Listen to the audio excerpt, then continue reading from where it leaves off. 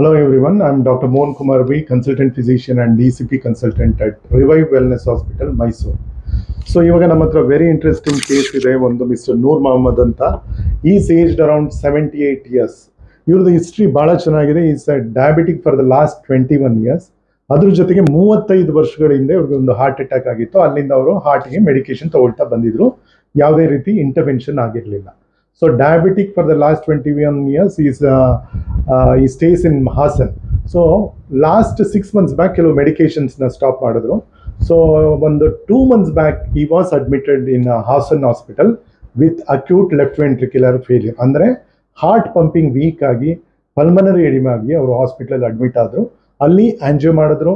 Angio ಮಾಡಿ 3 coronary arteries blockage ಆಗಿದೆ.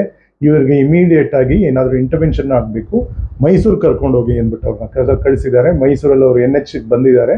ಅಲ್ಲಿ ಬೈಪಾಸ್ ಮಾಡಬೇಕು ಅಂತ ಅವ್ರಿಗೆ ಸಜೆಷನ್ ಕೊಟ್ಟಿದ್ದಾರೆ. So with this condition patient is aged around 78 years. ಈ ಥರ ಇದ್ದಾಗ ಅವ್ರ ಮನೆಯವರೆಲ್ಲ ಡಿಸ್ಕಸ್ ಮಾಡಿ ಏನಾದರೂ ಆಲ್ಟರ್ನೇಟಿವ್ ಇದೆಯಾ, because is already 78 year old. ಅವ್ರಿಗೆ ಇನ್ನೊಂದು ಬೈಪಾಸ್ ಅಥವಾ ಇಂಟರ್ವೆನ್ಷನ್, ಸರ್ಜಿಕಲ್ ಇಂಟರ್ವೆನ್ಷನ್ ಬೇಡ, ವಿತೌಟ್ ದಟ್ ಏನಾದರೂ ಮಾಡೋಣ ಅಂದ್ಕೊಂಡು ಆಪ್ಷನ್ ಹುಡುಕಿದಾಗ ನಮ್ಮ ಹಾಸ್ಪಿಟ್ಲಿಗೆ ನನ್ನ ಮೀಟ್ ಮಾಡೋಕ್ಕೆ ಅವ್ರು ಬಂದಿದ್ದಾರೆ. ಸೊ ಅವ್ರಿಗೆ ನಾನು ಏನು ಮಾಡಿದೆ, ಇದನ್ನೆಲ್ಲ ಕಂಪ್ಲೀಟ್ ಹಿಸ್ಟ್ರಿ ತೊಗೊಂಡು ಅವ್ರದ್ದು ಹಾರ್ಟ್ ಕಂಡೀಷನ್ ನೋಡಿ, ಕರೋನರಿ ಆಂಜಿಯೋಗ್ರಾಮ್ ರಿಪೋರ್ಟ್ ನೋಡಿ ಅವ್ರಿಗೆ ವಾಟ್ ಈಸ್ ಸಜೆಸ್ಟೆಡ್ ಅಂದರೆ ECP ಥೆರಪಿ.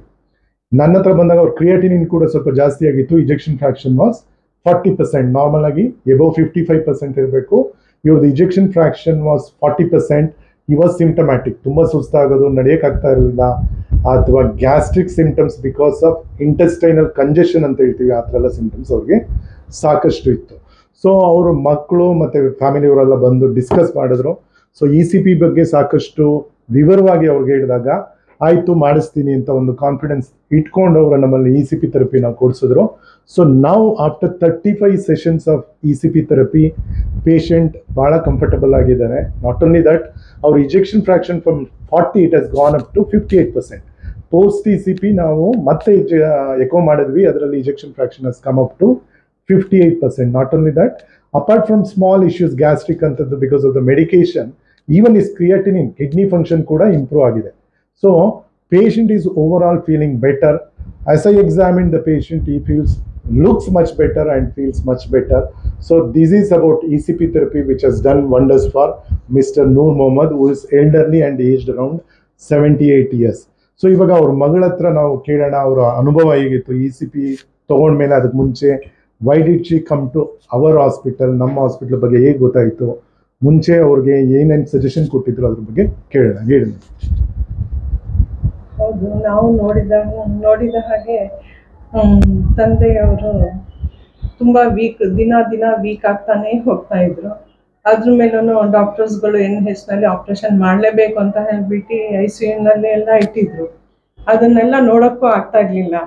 ನಾವು ಮತ್ತೆ ಮನೆಗೆ ಕರ್ಕೊಂಡು ಹೋಗ್ಬಿಟ್ವಿ. ಅದಾದ ನಂತರ ಒಬ್ಬರು ಈ ECPಯಿಂದ ತುಂಬ ವಾಸಿಯಾಗುತ್ತೆ ಅಂತ ಹೇಳ್ಬಿಟ್ಟು ಹೇಳಿದ್ದು. ಅದಕ್ಕೋಸ್ಕರ ಇಲ್ಲಿಗೆ ಬಂದ್ವಿ.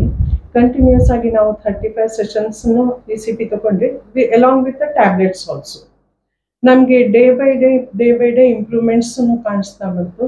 ಈಗ ನಮ್ಮ ತಂದೆ ಮುಖದ ಮೇಲೆ ಸ್ವಲ್ಪ ನಗುನೂ ಇದೆ, ಒಂದು ಜೀವನ ಮಾಡೋ ಒಂದು ಶಕ್ತಿನೂ ಇದೆ.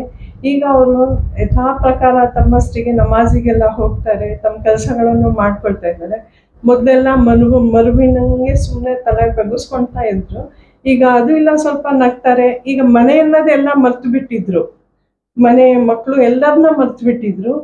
ಈಗ 34ಗೆ ಬಂದ ತಕ್ಷಣ ಮಕ್ಕಳು, ಮನೆ ಎಲ್ಲ ನೆನ್ಪು ಬಂದಿದೆ. ಮನೆ ಹೇಗಿದೆ, ಎಲ್ಲರೂ ಹೋಗ್ತಾ ಇದ್ದೀರಾ, ನೋಡ್ತಾ ಇದ್ದೀರಾ, ಎಲ್ಲರೂ ಚೆನ್ನಾಗಿದ್ದೀರಾ ಅಂತ ಹೇಳ್ಬಿಟ್ಟು ಈಗ ಕೇಳ್ತಾ ಇದ್ದಾರೆ. ಆ ಮನಸ್ಸು ಬರೋ ತನಕ ನಮಗೆ ತುಂಬ ಕಷ್ಟನೇ ಇತ್ತು. ನಾವು ಮೊದಲನೇದಾಗಿ ದೇವ್ರ ಹತ್ರ ತುಂಬ ಥ್ಯಾಂಕ್ಸ್ ಹೇಳ್ತೀವಿ. ಒಂದು ಆಲ್ಟರ್ನೇಟ್ ಆಪ್ರೇಷನ್ ಇಲ್ದಲೆ ಇದೊಂದು ದಾರಿನ ದೇವರು ಒಂದು ಕೊಟ್ಟಿದ್ದಕ್ಕೆ ನಾವು ತುಂಬ ಥ್ಯಾಂಕ್ಸ್ ಹೇಳ್ತೀವಿ. ಅದ್ರ ಜೊತೆಗೆ ನಮಗೆ ಮೋಹನ್ ಸರಿಗೆ ಇಷ್ಟೊಂದು ವಿದ್ಯೆಯಿಂದ ಅವರು ಒಂದು ಒಳ್ಳೆ ತುಂಬ ಸುಲಭವಾದ ರೀತಿಯಲ್ಲಿ ಕೆಲಸವನ್ನು ನಮಗೆ ಮಾಡಿಕೊಟ್ಟಿದ್ದಾರೆ. ನಾವು ಅವ್ರಿಗೂ ಮತ್ತು ಅವ್ರ ಸ್ಟಾಫ್ ಮೆಂಬರ್ಸಿಗೂ ತುಂಬ ಥ್ಯಾಂಕ್ಸ್ ಹೇಳ್ತೀವಿ. Thank you. ಸೊ ಇವರು ಈಗಾಗಲೇ ನಮ್ಮ ಫಸ್ಟ್ ಹೇಳಿದ ECP ಬಗ್ಗೆ ಸಾಕಷ್ಟು ಜನಗಳಿಗೆ ECP ಬಗ್ಗೆ ಮಾಹಿತಿ ಇಲ್ಲ. ಕೆಲವು ಕಡೆ ಮಿಸ್ಕನ್ಸೆಪ್ಷನ್ ಇದೆ, ECP ಅನ್ನೋದು ಒಂದು ಮಿರಾಕಲ್ ಥೆರಪಿ, ಇದರಿಂದ ಏನು ಉಪಯೋಗ ಆಗಲ್ಲ, ಸುಮ್ಮನೆ ಮಾಡ್ತಾರೆ ಅಂತ. ಬಟ್ ನಾವಿಲ್ಲಿ ಮೋರ್ ದೆನ್ 800 ಪೇಷಂಟ್ಸ್ಗೆ ಇಲ್ಲಿ ತನಕ ಮಾಡಿದ್ದೀವಿ ಕಳೆದ 5 ವರ್ಷಗಳಿಂದ. ಸೊ ಮಾಡಿರೋದು ಎಲ್ಲ ಪೇಷಂಟಲ್ಲೂ ಸಾಕಷ್ಟು ಇಂಪ್ರೂವ್ಮೆಂಟ್ ಇದೆ. ಈ ಪೇಷಂಟೇ ತಗೊಳ್ಳಿ, ಇವಾಗ 78 ಇಯರ್ ಓಲ್ಡ್, ಇವ್ರದ್ದು ಕ್ರಿಯಾಟಿನಿನ್ ಫಂಕ್ಷನ್ ಕಿಡ್ನಿ ಫಂಕ್ಷನ್ ಚೆನ್ನಾಗಿಲ್ಲ, ಇವ್ರಿಗೆ ಬೈ ಚಾನ್ಸ್ ಬೈಪಾಸ್ ಮಾಡಿದರೆ ಆನ್ ಟೇಬಲ್ ಕಾಂಪ್ಲಿಕೇಶನ್ಸ್ ತುಂಬ ಜಾಸ್ತಿ. ಸೊ ಇಂಥ ಪೇಷಂಟ್ಗೆ when they search for alternative therapy, so ನಮ್ಮಲ್ಲಿ ಬಂದರು, ನಾವು ಅವ್ರಿಗೆ ECP ಥೆರಪಿ ಕೊಟ್ವಿ. What is this ECP therapy? ECP therapy ಅನ್ನೋದು USFDA ಅಪ್ರೂವ್ಡ್, ವೆರಿ ಸೈಂಟಿಫಿಕ್, ನಾನ್ ಇನ್ವೇಸಿವ್, ವೆರಿ ಸೇಫ್ ಪ್ರೊಸೀಜರ್ ಅನ್ನೋದು ಪ್ರತಿ ಸತಿ ಹೇಳ್ತಾ ಇರ್ತೀನಿ. ಈ ಸತಿ ಅವ್ರ ಬಾಯಲ್ಲೇ ಕೇಳಿದ್ರಿ, it is A reinforcement. What is very important, patient ಕಡೆಯವರು ಡಾಕ್ಟರ್ಸ್ ಹತ್ರ ಬಂದು ಡಿಸ್ಕಸ್ ಮಾಡಬೇಕು. ಸೊ ನಾವು ಏನೇ ಒಂದು ಹೇಳಿದ್ರೆ ಅದ್ರ ಹಿಂದೆ ಏನು ಸೈನ್ಸ್ ಇದೆ ಅಂತ ಅರ್ಥ ಮಾಡಿಕೊಂಡು ಅದ್ರ ಬಗ್ಗೆ 100% ಕಾನ್ಫಿಡೆನ್ಸ್ ಇಟ್ಕೋಬೇಕು. ಕಾನ್ಫಿಡೆನ್ಸ್ ಇಟ್ಕೊಂಡು ನಮ್ಮ ಟ್ರೀಟ್ಮೆಂಟನ್ನು ಫಾಲೋ ಮಾಡಿದ್ರೆ 100% ಪೇಷಂಟ್ಗೆ ಸಕ್ಸಸ್ ಆಗುತ್ತೆ. ಸೊ ಈ ರೀತಿ ಪ್ರತಿಯೊಬ್ಬರಿಗೂ ಜನಗಳಿಗೆ, ಸಾಮಾನ್ಯ ಜನರಲ್ಲಿ ಎಷ್ಟೋ ಪೇಷಂಟ್ಗಳಿಗೆ ಪ್ರಾಪರ್ ಐಡಿಯಾ ಸಿಗಿದೆ, ಪ್ರಾಪರ್ ಅಡ್ವೈಸ್ ಸಿಗಿದೆ. ಬೈಪಾಸ್ ಮಾಡಿಸ್ಕೋಬೋದು ಅಥವಾ ಆಂಜಿಯೋಪ್ಲಾಸ್ಟಿ ಮಾಡ್ಬೋದು, ಅದರಲ್ಲಿ ಆಗ್ತಕ್ಕಂಥ ಕಾಂಪ್ಲಿಕೇಶನ್ಸ್ ಬಗ್ಗೆನೂ ಜನಗಳಿಗೆ ಮಾಹಿತಿ ಇರಬೇಕು. ಸೊ ನಾವೇನು ಹೇಳ್ತಾ ಇದ್ದೀವಿ, ECP is a safe alternative for either bypass or angioplasty.